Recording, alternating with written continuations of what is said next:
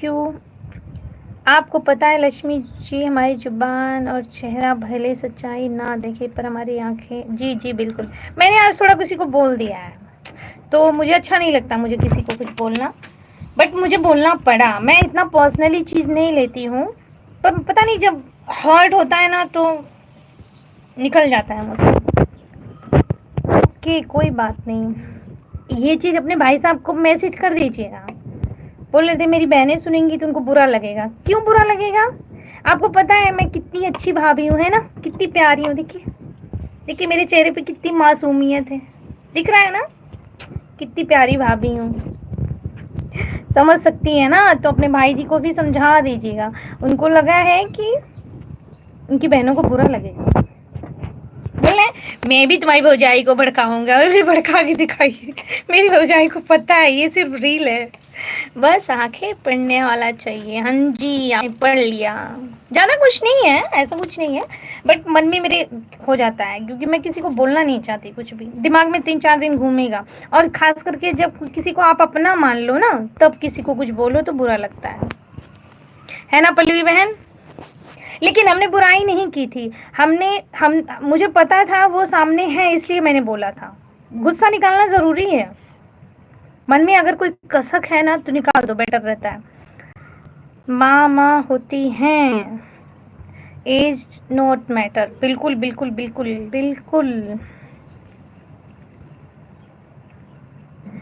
फिर भी 22 का हुआ तो फिर आप में और मेरे बेटे में ज़्यादा फर्क नहीं है।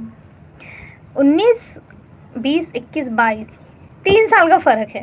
मेरा 19 का है बेटा और आप 22 के हो, फिर ठीक है।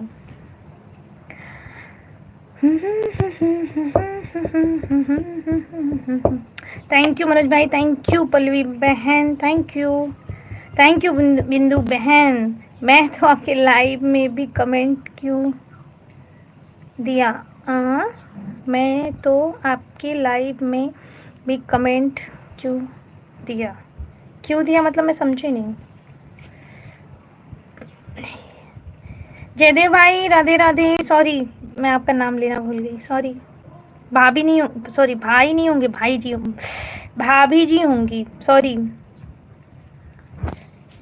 आपसे भी शिकायत करनी थी, आप भी मेरी लाइव में कल नहीं आई थी, दोपहर में भी नहीं आई थी, रात को भी। एक टाइम आया कीजिए, हम एक टाइम आते हैं आपकी लाइव में, एक सिर्फ। देखिए हम ज़्यादा किसी की लाइव में नहीं जाते, हम पल्लवी बहन की लाइव में जाते हैं, उर्मिला बहन की लाइव में जाते हैं और आपकी लाइव में जाते हैं।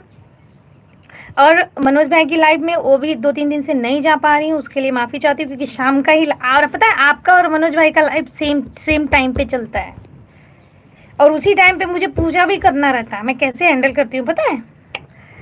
और क्या कहते हैं, और शाम को कहीं बाहर जाना पड़ जाए ना इमरजेंसी में तो मैं नहीं आ पाती हूँ, तो इसीलिए। हेलो सर हो। और मैं 2 दिन से उनकी लाइव में जाके सपोर्ट कर रही हूँ। मैं 10 मिनट जब किसी की लाइव में रहती हूँ ना, मुझे फ़र्क नहीं पड़ता है, 10 मिनट मेरे लिए नहीं फ़र्क पड़ता है।